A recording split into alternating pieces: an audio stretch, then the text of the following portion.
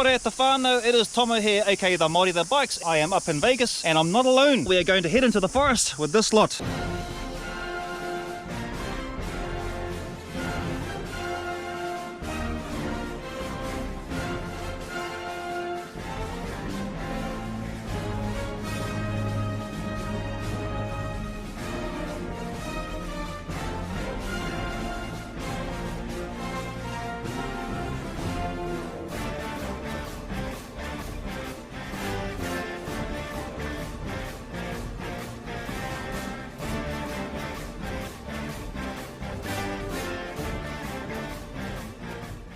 As at the time of recording this video, the WHAKA for 2021 had been cancelled. What?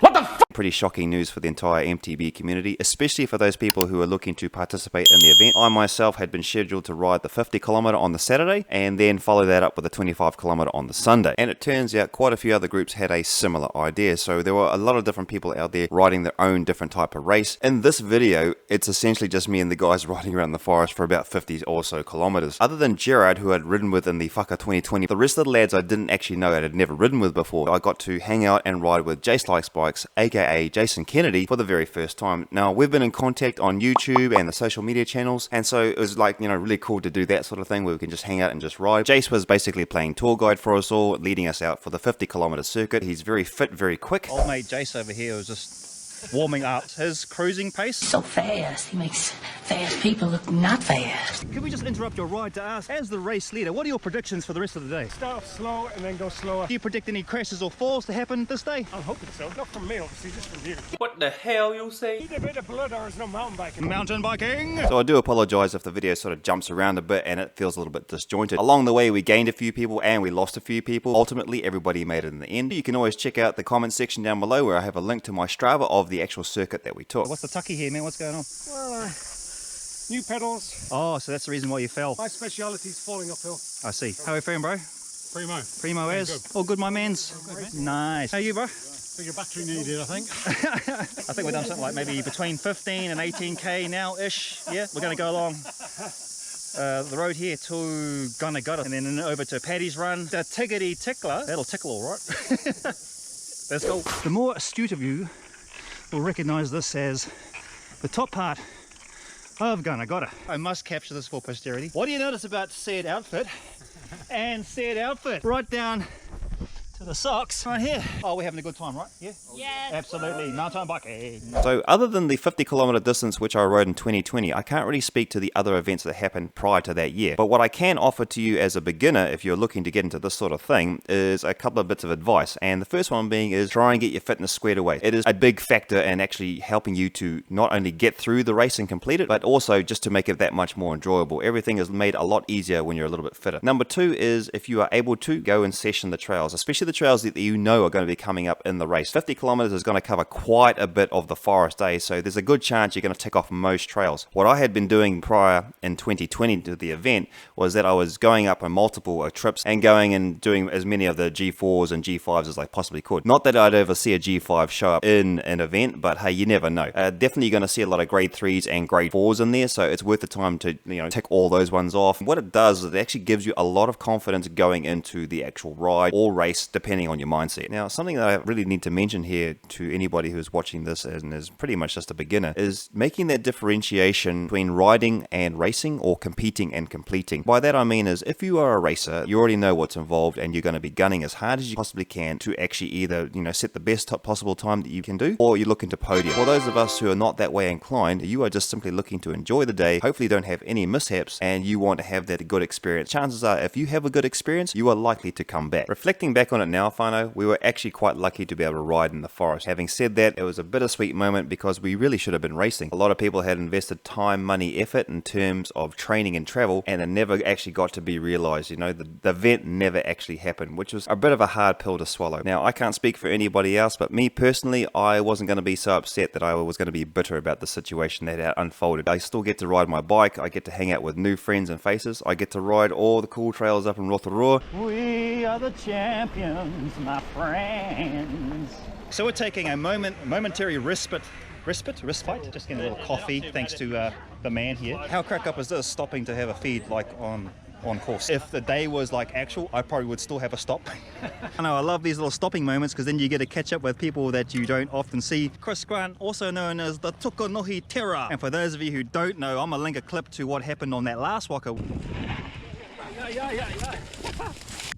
Sorry, Tom, I fucked up. Oh, no, you hit that. I ran out of talent. You want to tell the whānau what happened that day, bro? Oh, you ran out of talent. I ran out of talent. Oh, okay. I love bumping into people like this, say. Mountain biking, man. Social sport of the kings. Back into Te Pū Korupu.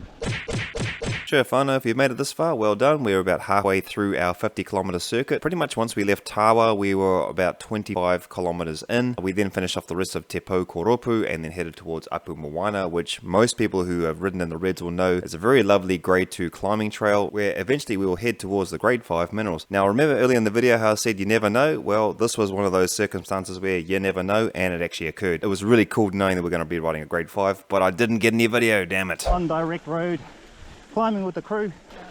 More up to go, more down. We're into frontal lobotomy, classic trail that has ended many a rider. I'm just thankful that I'm under the trees, because after this, it's up onto Billy T. It is a beautiful day to be out riding. Truly doesn't do justice to the fact that just being out here in this environment is just so good. Thousands of tears later. Frontal lobotomy, man. It's always spicy, eh? It's never not. How are we, team? Surviving. When does it start? All down here. Hill from here, Tom. All downhill. mate. Yeah, lads.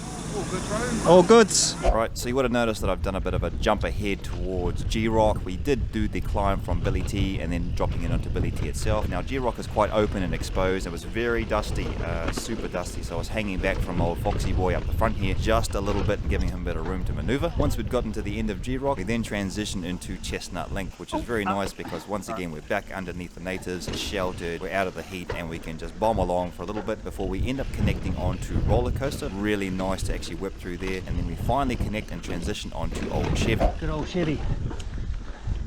Now if you remember from my Winter Forest Festival video, this is where I had my crash. On that e-bike, and I don't want to repeat that again. Hell no, we did not want a repeat of the Winter Forest Festival, and thankfully it didn't happen on this ride. Now something about Old Chevy just kind of gets me, eh? It's very peddly in places if you've done it and you know all about it. It's got a bit of uphill pinches as well, so it can really drain your legs. There's this really cool like rollover feature that you can do. Now I have never done it ever before, and I was just totally switched off when I rolled literally right over the top of it, and when it happened I was like, oh man, that was really cool. A little bit of ball and chain. So at this stage we're about 8 to 10 kilometers away from the end. It's not that far at all. Everyone's sort of feeling the sting of fatigue. Unfortunately, we did have to say goodbye to our team leader, which was Jace. He did have to depart. Our man Jace has to depart these lands because he's got a leave pass that's about to run out. So thank you very much, bro, for at least attending some of it with us. Yeah, good to hang with you. Hopefully we can catch up in the future for sure. And as for the rest of us, we're just going to box on. Hey, not going to lie, I am pretty tired. We haven't got that far to go. I'll just go in conservation mode. Too many shuttles, not enough time on the bike. That's what it is, really. Woo! Oh. Hey, it's always good when it's down. Irons Trail. Now if you talk to my mate John Humphrey, he loves this trail. After this, it's down the road, Kapore Road, into Grinder, Grinder out, come across, back up into Challenge. Now, if I haven't already showcased it, we did start to lose people round about Gunnagotta. Poor Gerard had to pull pin just after we finished frontal lobotomy. Steve was in and out a few times. We ended up losing Richard along Grinder, but thankfully we found him just near the end of the road here. We're on the home stretch now, team, and our little squadron has diminished to 4 riders now. We're only a couple of k's to go, so from here, last part of Challenge Roadside, up into the Rock Drop Link, and then across to across the Rosebank. Hey! There he is, we found him!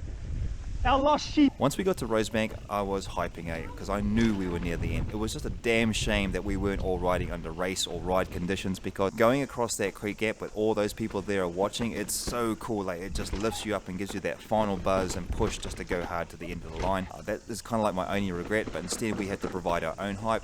Needless to say, it was a great time. Good job, boys. Well done, everybody. My man. Oh my goodness. Well, team, that is us done. Big thank you to those who were there with us at the start, and a huge thanks to you boys for being there at the end. Whānau, there it is, done and dusted, short and sharp and to the point. I'm sorry I couldn't quite showcase an entire expedition from the year, but hey, who knows what else is going to come up. Thank you so much for your support and mashing that subscribe button and hitting the bell for the notifications. It is appreciated. Until next time, ka kite.